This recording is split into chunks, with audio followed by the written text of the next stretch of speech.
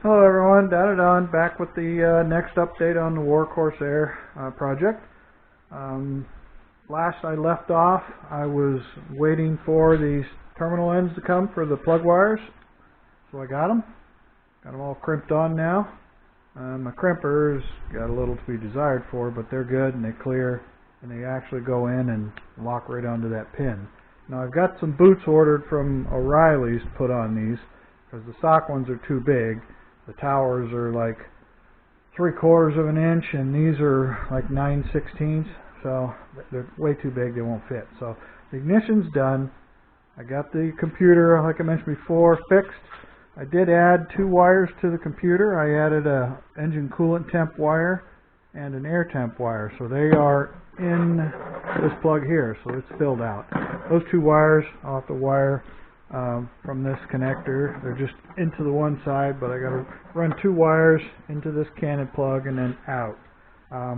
The coolant temp sensor, I'm thinking I can put it right in here in this heavy block I made, this big T. I can probably do it from the bottom. These won't be here, but hanging out this side it'll probably get into the cowl, so I can probably hang it off the bottom of this thing, drill a hole up through there and plug it into there. But it's a 12mm by 1.5 thread and I don't have a tap for it. So and then the air temp, like I mentioned before, I can probably either put it in the air or put a T in here and put the air temp, I have to get one, put an air temp sensor in here, T it, because that's just a PCV valve into the intake. So it'll give you an idea of the air going through the engine. But it just being in here, like I mentioned before, with a filter on there, it's all going to see the same kind of air anyway. So, and then with these tubes on there isolating it, the intake shouldn't heat up much more. There should be less heat in that than the engine. So the ignition system is finished. As soon as I get these boots on, it's 100% done. There's no plugs in it. Every time I crank it over and I have these pushed in, they go pop. It sounds like it fires. So all 4 of them are done. I dug out the stock sensor.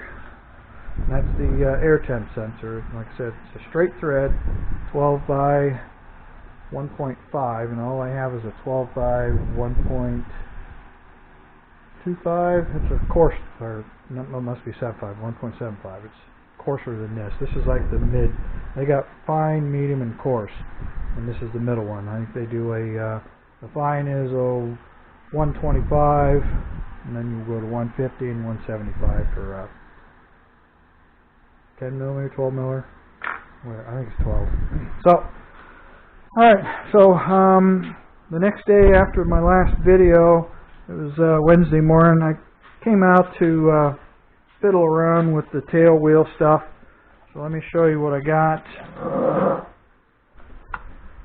Looking around for fittings and things to work.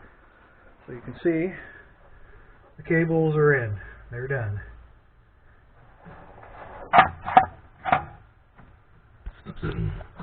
Push this pedal.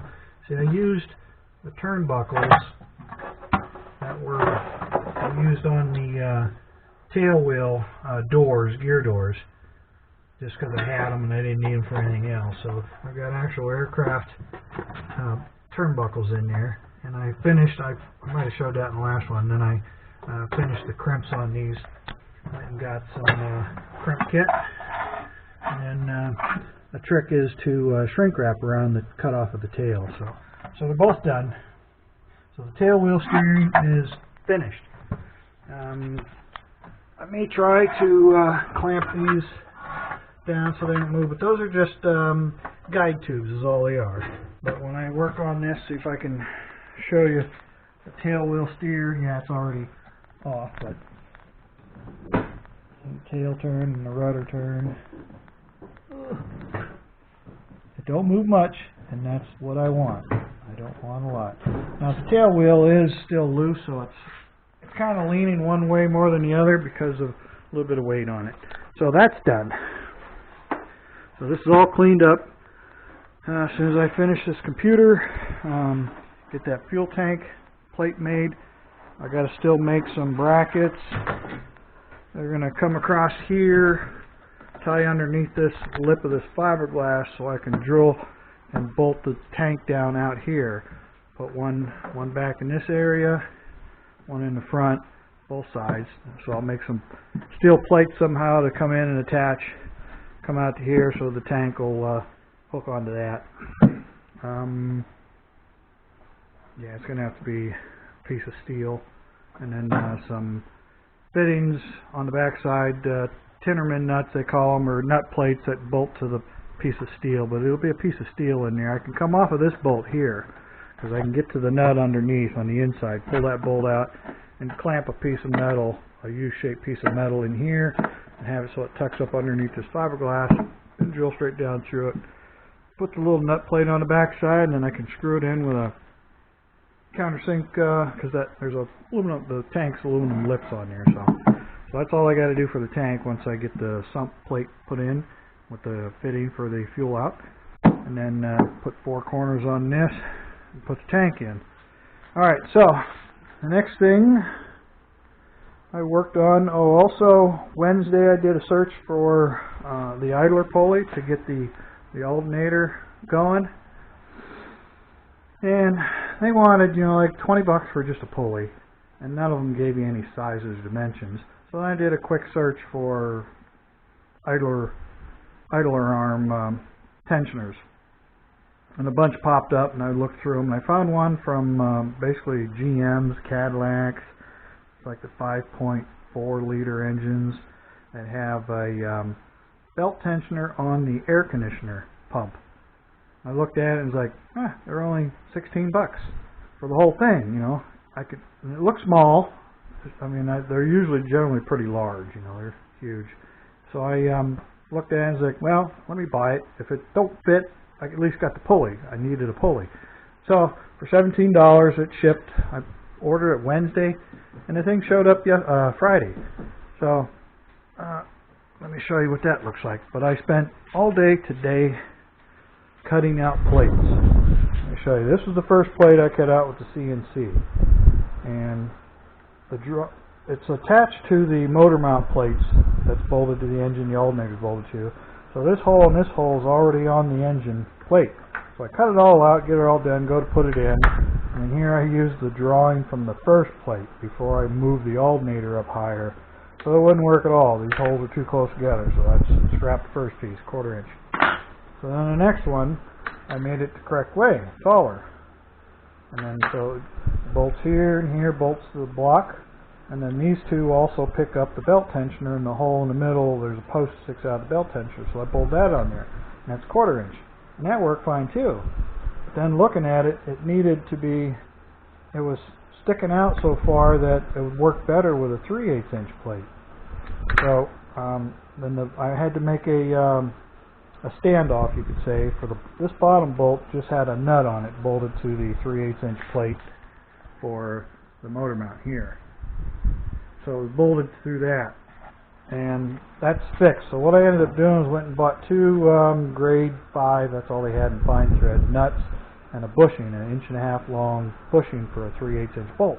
And I trimmed it down to size, stuck a piece of all thread through there, screwed the nuts on each side, lined them up, and then I welded them on, made this little bushing so it screws on to the bolt that come out of the 3/8 inch plate for the motor mounts, alternator, and then this plate goes on with a bolt through it, bolts into the front of it.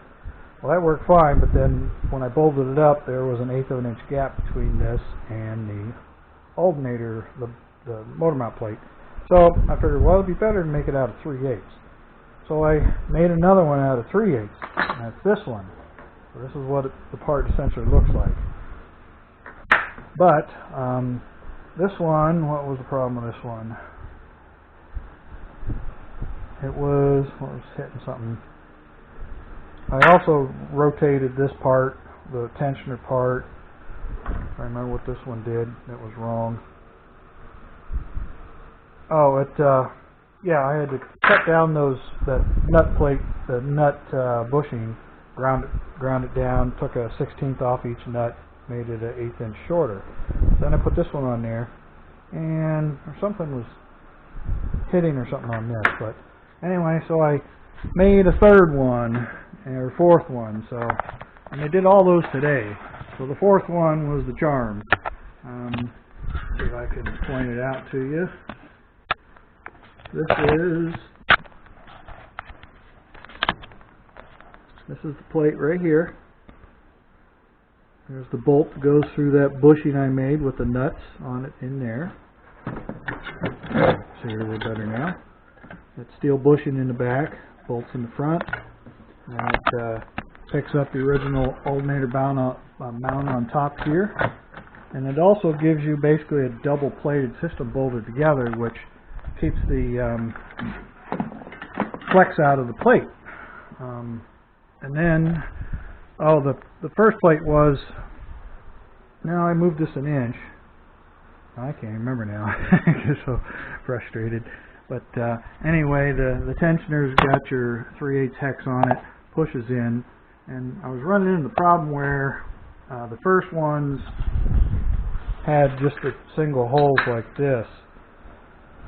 It was like this.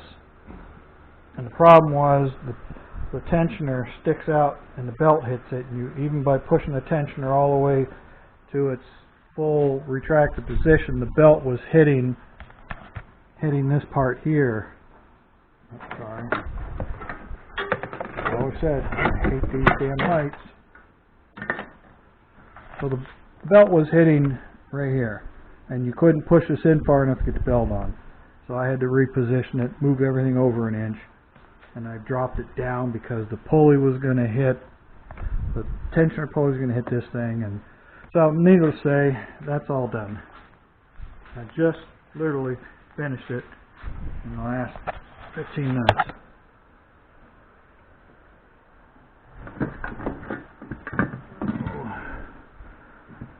It's not going to help. But beautiful. I cranked her over, thing runs true. I did have to turn the pulley around to get it closer to the block because I couldn't move the tensioner any because it's literally bolted to the face of the plate.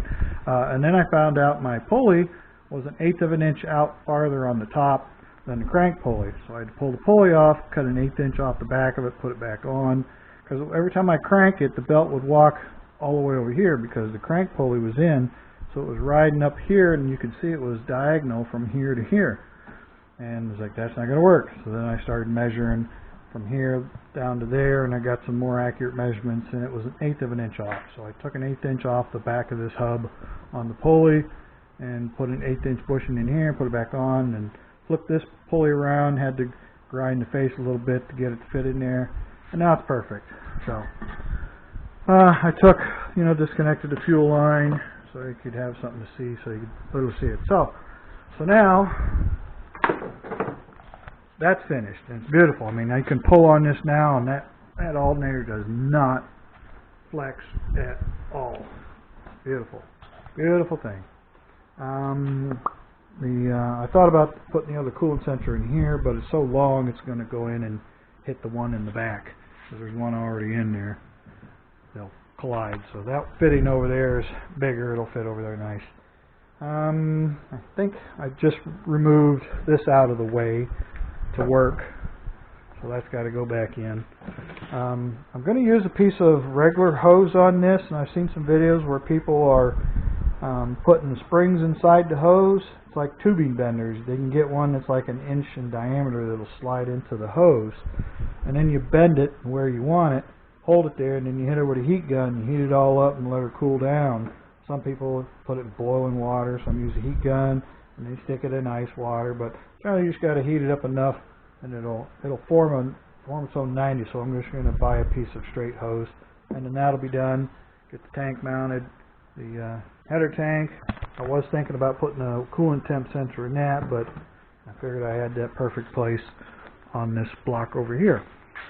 So remember, that's the one I made. It goes from 1 inch to 1.5 inches, and then 1 inch out the back. So that tube I'm talking about on the other side, it's got to go on here over. So, and then once I get this finished up, I'll throw all the extra pins back in here so they won't be lost. Packing and anything like that. So these are done. Get the boots. Now I can start on the tank. Now that I've got this all done, I can get in there and get working on that oil tank. So I guess that's going to have to about do it for now. It was miserable this weekend. I'm sure it was miserable everywhere. Like 90 degrees the last 3 days. Today was 80, 85, but the humidity is still up there. It's beautiful weather. It did cloud over and was supposed to thunderstorm, so it sprinkled a little bit, but never even did anything. So that's that. Ignition, like I said, should be done. I didn't recheck it because it worked before I finished these up. So, but I did have to roll her over a bunch just to get this belt. So that's nice. It's a nice looking installation now.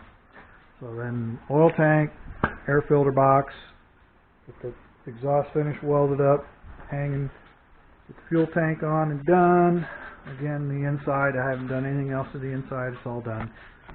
It's basically pretty much ready to put the floor back in, seats back in, and a safety wire, that throttle control up there, the choke. I need to label my choke, or enrichment choke cable, but then the tail wheel, like I said, that's all finished. All that's left to do to that is the tail will have to be picked up. I got to go up in there and remount the limit switches, so when it's down like this, I can mount the limit switch so it'll trigger to stop right there, and I have to run it up manually with jump it with some battery to roll it up till I'm halfway where I want it, put the upper switch in and lock it down in position, and that should all be back together. You know, I just thought, when that thing's retracted with the rudder pedals, that's going to want to move. It's going to want to move with the pedals. That was another reason for the springs. Kind of forgot that point. I'll check it out when I get there. Alright, well, I got the wife's already got dinner started. There's my oil fitting lines I took out to get it out of the way to work. So, wife's got dinner started, and it's not going to take long. She's making something quick tonight. So, alright, I guess that's going to do her. So got quite a bit done. Now it's time to go relax. I'll be back out here tomorrow, and hopefully I'll get started on that oil tank. So, alright, we're at 17 minutes. I'm going to go ahead and cut her off here, and I will see you guys again probably Tuesday night. As always, appreciate everybody taking time to watch my videos. Feel free to leave any comments, questions, concerns, and appreciate the ones that have been coming in, and I will catch you guys again Tuesday night. So for now, this is Down and On Out.